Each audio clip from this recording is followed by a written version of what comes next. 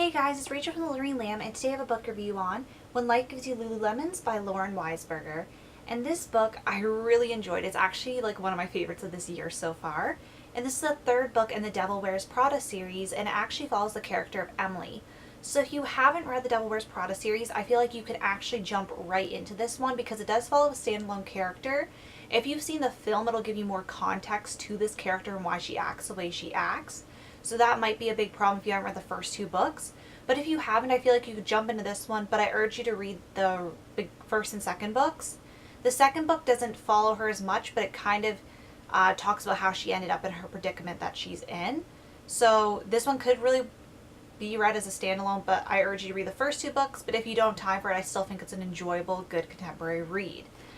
This book review will be spoilers free for this book, but I can't promise anything about the first two books. I do have a duology review on the first two books, and I did split them up, so in case you haven't read the second one, you're not spoiled for that, and I'll link that in the down bar in case you want to, see kind of what those are about, in case you're not sure if you want to, weather that storm.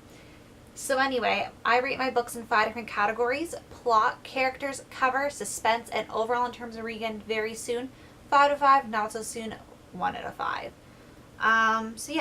So basically this book is all about Emily, and she is kind of, she's, what are they called?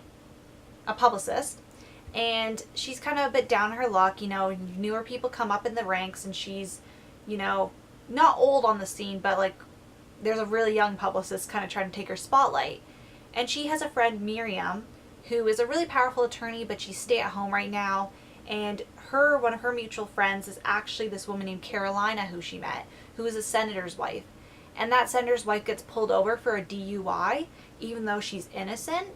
And they kind of team up with Emily because she's staying with Miriam for a little while, so they all team up together to clear Carolina's name and figure out what happened, why she got pulled over.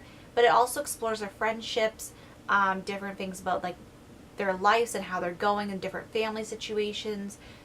For example, like Carolina's family situation, like she's married, but she's a stepson that wasn't her child. Like she didn't carry that child, but she wants to have her own children. They have Miriam, who has like a nuclear family, and then Emily, who is just married. So it has like different family lives that are explored throughout, and explore the positives and negatives of both, situations. It talks about work, but I really, really enjoyed this book.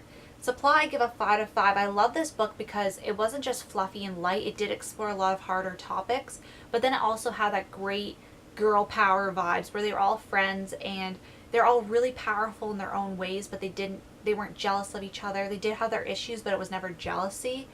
And I love the way they stood up for themselves. I love that it was kind of a mystery. Like you had to figure out why, like, if she's innocent, is she being framed?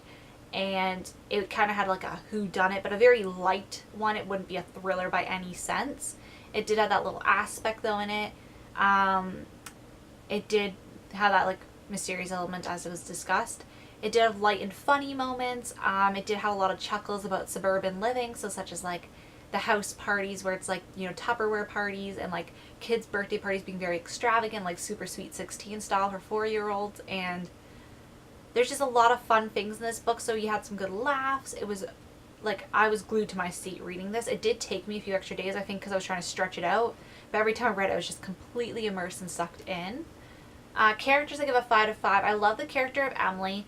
She's one of my favorites. Last book, I kind of, by the end of it, didn't love Andy as much, and she's the main character in the series. She's the one who goes to Miranda Priestley's office in the first book and gets a job. And Andy, I kind of fell a bit out of love with her. Like, I like her still, but by the end of the last book, I didn't really know how to feel about her. I just didn't really like her journey as much, like, in certain aspects. But I still really enjoy her character. But Emily is one of those ones that's complex. You only see one side of her, so it's interesting delving into her brain. This book is told in, like, different reference points. So we have a chapter of Miriam, chapter of Carolina, chapter of Emily. But Emily has such a facade where it's like, you can see she's struggling internally, but she holds it together. She has a lot of composure, and she doesn't really get too mushy. She's very like, straight edged, and you don't get to know very much about her. So this book kind of gave us more about her. In the second book, Revenge of the the second book in the series, you got to see more of her home life with Miles, her husband, but you didn't get to see that much more, and I really like seeing the softer side of Emily you see in this book. I love the character of Carolina. I really loved what happened to her at the end, and I really hope there's a spin-off that follows Carolina, because I'd love to see her new adventure. And then Miriam, I just really enjoyed the character of Miriam too. Like, I'd literally take a standalone book, even if these girls did not physically or weren't in the same book, I'd take standalones of all of them. They're just really great characters, and I really love them. The side characters didn't even hold, like, a candle to them. They're just great characters.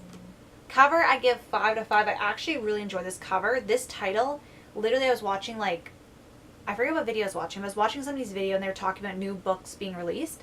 And somebody said when life gives you Lululemons, and they said it was Devil Wears Prada book. I was like, this title is amazing. It's the best title I've seen in a long, long, long, long time. It fits the book perfectly. It's funny. It's light. I like it. But I really love the picket fence because of the, you know, suburban life. Or I guess it's not suburban. It's actually suburban.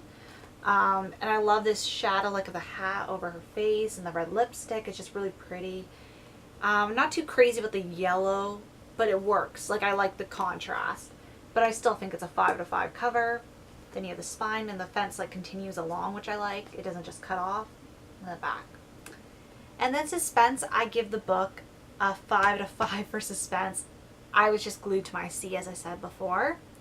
And overall, I give the book a 5 to 5. I definitely reread this. Even if I didn't read the first 2 books in the series, I would just reread this one.